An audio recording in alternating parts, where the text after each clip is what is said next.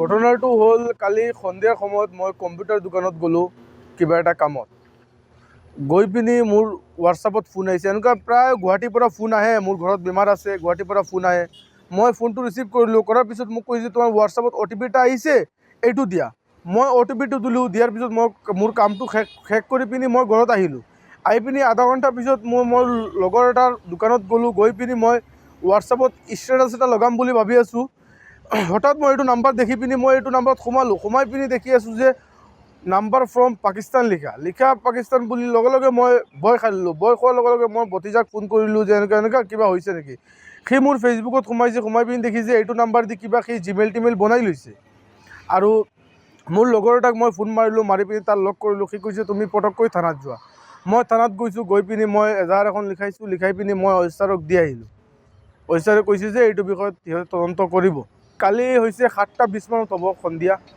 বৰ্তমান আপোনাৰ ফেচবুকটো আপুনি চলাই আছে নে বেলেগে চলাই আছে? মোৰ ফেচবুকটো ময়ে চলাই আছোঁ, কিন্তু এতিয়ালৈকে সি কিবা ফেচবুকত পোষ্ট কৰিছে বুলি মই এতিয়ালৈকে দেখা নাই। কোনোবাই দেখিলে মই ক'ব নোৱাৰোঁ। আৰু হোৱাটছআপ যিটো নাম্বাৰত ফোন আহিছে, এই নাম্বাৰ দি সি মোৰ হোৱাটছআপটো মানে নাইকিয়া হৈ গ'ল। মই এতিয়া হোৱাটছআপটো চলাব নোৱাৰোঁ। আৰক্ষীয়ে কৈছে এইটো বিষয়ত তদন্ত কৰিব, SP ছাৰৰ ওচৰত পঠাব কাগজটো, এজাহাৰটো পঠাই পিনি ইয়াৰ পৰা আহিব। অহাৰ পিছত সিহঁতে গুৱাহাটী CID অফিচলৈ পঠাব। মোৰ নাম শ্বাহিদ আলম তালুকদাৰ, ঘৰ ডবকা টাউন।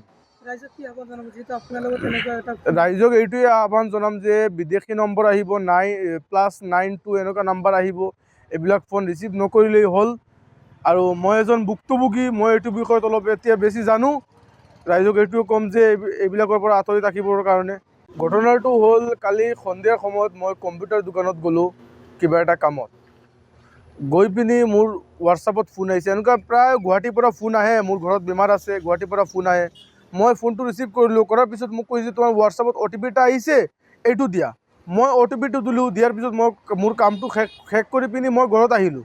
আহি পিনি আধা ঘণ্টাৰ পিছত মোৰ লগৰ এটাৰ দোকানত গ'লোঁ। গৈ পিনি মই হোৱাটছআপত ষ্টেটাছ এটা লগাম বুলি ভাবি আছোঁ। হঠাৎ মই এইটো নাম্বাৰ দেখি পিনি মই এইটো নাম্বাৰত সোমাই পিনি দেখি আছোঁ যে নাম্বাৰ ফ্ৰম পাকিস্তান লিখা পাকিস্তান বুলি লগে লগে মই ভয় খাই দিলোঁ। ভয় খোৱাৰ লগে লগে মই ভতিজাক ফোন কৰিলোঁ যে এনেকুৱা কিবা হৈছে নেকি। সি মোৰ ফেচবুকত সোমাই পিনি দেখি যে এইটো নাম্বাৰ দি কিবা সি জিমেইল টিমেইল বনাই লৈছে। আৰু মোৰ লগৰ এটাক মই ফোন মাৰিলোঁ, মাৰি পিনি তাৰ লগ কৰিলোঁ। সি কৈছে তুমি পটককৈ থানাত যোৱা। মই থানাত গৈছোঁ, গৈ পিনি মই এজাহাৰ এখন লিখাই পিনি মই অফিচাৰক দি আহিলোঁ। অফিচাৰে কৈছে যে এইটো বিষয়ত সিহঁতে তদন্ত কৰিব। কালি হৈছে 7:20 মানত হ'ব সন্ধিয়া। বৰ্তমান আপোনাৰ ফেচবুকটো আপুনি চলাই আছে নে বেলেগে চলাই আছে? মোৰ ফেচবুকটো ময়ে চলাই আছোঁ, কিন্তু এতিয়ালৈকে সি কিবা ফেচবুকত পোষ্ট কৰিছে বুলি মই এতিয়ালৈকে দেখা নাই। কোনোবাই দেখিলে মই ক'ব নোৱাৰোঁ। যিকোনো খবৰৰ বাবে যোগাযোগ কৰক 7099017330 লগতে 7099017110 নম্বৰত।